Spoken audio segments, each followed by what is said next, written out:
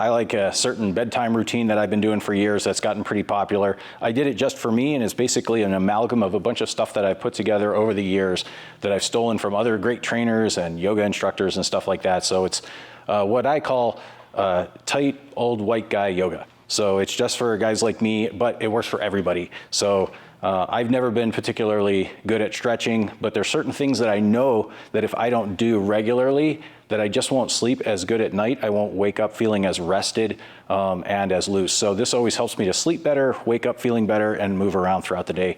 So it all starts with basically an all fours tabletop position. And we go into just a basic cat-cow. So it's all about the extension and flexion of the spine. And you can do this for as long as you want. So I always do this for a minimum of like 10 reps, but you're always welcome to just stay here and just play around for as many minutes as you need that feels right. And I even take that into non-linear positions as well. I'll move the spine around sometimes in circles or go side to side, wherever you're tight. Works really well. Then from there, we're gonna go in several different directions. So it's gonna start with a reach out diagonally, 45 degrees across here. I put the edge of my hand down and I get heavy on that arm and I stretch just what feels natural, just for a few seconds, because we got a lot else to do. And then I go across the other way, same thing, heavy on the hand, reach and stretch, get heavy in the shoulder and twist and turn, and we're right back out of it, back to our neutral tabletop position. Then from here, I'm gonna take this hand, reach to the opposite side, reach across under as far as I can, palm to the ground, and I'm gonna assist myself into a twisting stretch. Take a couple breaths there, and then same thing to the other side. Reach across deep, twist, assist, pull, and turn. I'm turning the head as well, looking away. And then the next piece, I'm actually gonna thread the needle, so I'm gonna step out wide with this hand to this side, reach through here as deep as I can, onto the side of my neck and head, and just kind of gently roll with weight on my shoulder. Very little weight is on the head. The head touches, but really the weight's on the shoulder. And I just do a few of those, and then I'll go again to the other side that way. And then the next piece, I'm going to interlace my legs like this. So I'm putting the top of my thigh basically to my back of my knee here, and then rest both knees to the ground, and just rock the hips back and forth, getting a nice twist to now the lower spine. So the last one was kind of a twisting of the mid spine. This is gonna get more at that lower lumbar spine going, and then the opposite side again. And sometimes when I do this way, I might get like a free chiropractic adjustment. I get a little pop sometimes on that one. And then from there, I like to also consider the extremities all the way to my hands and feet. So one of my favorite hand stretches, I just turn my palms all the way out this way forward, gently put the fingertips down, and then just roll very, very slowly.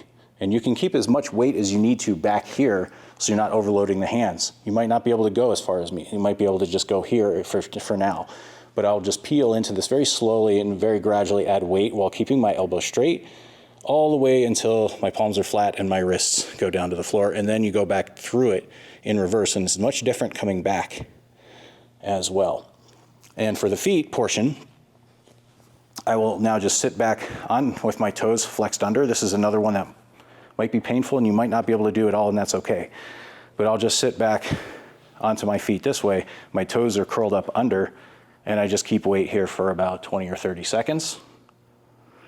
And then point the toes down, turn the heels out, and then slowly walk your way back. For some folks, you might get tight, really tight right here, and that might be the most you can do. And you can just keep your hands there, keeping some weight on the upper body. But as you get more advanced at this, you can climb your way back and put all of your weight back into your hips and just sit comfortably here for a bit. And that'll stretch the quads really well too, and you take a few breaths from there. And then all of this gets finished by doing my best version of an upward dog. So that's where you start with your weight on your hips, your belly down. You pull yourself up and out as best you can.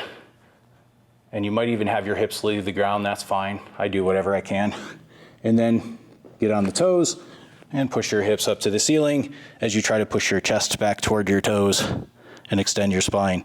If you want more of a back stretch, you can bend your knees and then you can really straighten your spine. I'm not that flexible like we talked about, so I get the best I can, and I want to get it out of my hamstrings and calves. So I'm actively pulling my toes up while I'm pushing my tailbone up at the ceiling and pushing my chest down toward my feet. Take a few breaths there. And you can even play around in that position. That also doesn't have to be linear. You can rock the hips side to side. You can twist the hips. You can pump your feet back and forth. There's all kinds of good stuff you can do to add stretch to that. And then this is kind of like the cool down part of this. This is the easy thing. You just get into a nice crisscross stretch here, sit real tall, crown of the head stacked up over everything else. And then you're just turning and looking. Now notice what I did there. I turned first. Don't start here and cheat and pull yourself into the stretch. Actively turn and look as far as you can, then put the hands on at the end. To the opposite and behind you. And a little assist, and you want to turn the head too. You got a lot of spine here left at the neck, so don't neglect your neck. So we're going back and forth. Notice I'm not holding. I'm getting to the outer range, and I'm just continuing back and forth. And I'll do this for as long as I feel like I need it. Might be 20 seconds, might be a full minute. Back to neutral. Now we're doing a side bend, so I'm just going from one side to the other. On the one side, I want to shorten, really compress. The other side, expand. So I put one hand down, and I'm just rocking back and forth, trying to get that spine to move. What you're not doing is staying straight and simply leaning from side to side. That doesn't do much. I want to shorten one side and lengthen the other. And as I was told by a yoga instructor I value very much and respect, you always want to finish any kind of side bending or twisting by neutralizing everything with a nice balancing forward bend. So pick whatever forward bend you like or works best for you. I just like to go from this position and just work from here. But again, since I value the nonlinear stretch, I don't just go down the middle unless I'm rushed for time. I'll actually creep around some extra positions where I might feel it a little bit more and even rock my shoulders. So you can just kind of walk your hands around, pull yourself out, and again, rock and twist gently. But get that nice forward bend to be a finish. And bonus one, because everybody wants this and needs this, hip flexor stretch. So before you stand up, you're gonna stand up anyway and go into a lunge to get up. So while you're in this lunge position, you can point your toe down to the floor. That's important. And what a lot of people get wrong when they go to do this kind of stretch is they just start like as if they were going to stand up. This is perfect to have your heel beneath your knee if you were going to stand, right? But if you want to stretch, you actually want to put that front foot way out in front like this. So you can even assist yourself with the other hand until that's way out in front like so. And the other important point is to stay very upright. You don't want to lean forward. That'll ruin the stretch. So you want to stack the hands here on the thigh, lead with that hip, point your toes back like so, and just sink down and in. And what you're doing is you are extending the hip flexor. The hip flexors are always in flexion when we've been sitting too much at work or riding our bikes and stuff like that, and you're finally getting it into extension. It's so tired from being in flexion. So now you're getting it to open up here in that extension, so you can do 6 or 7 and then just hold there. And you could add some special sauce to it by reaching up or bending out, taking deep breaths. And that's your good bedtime routine.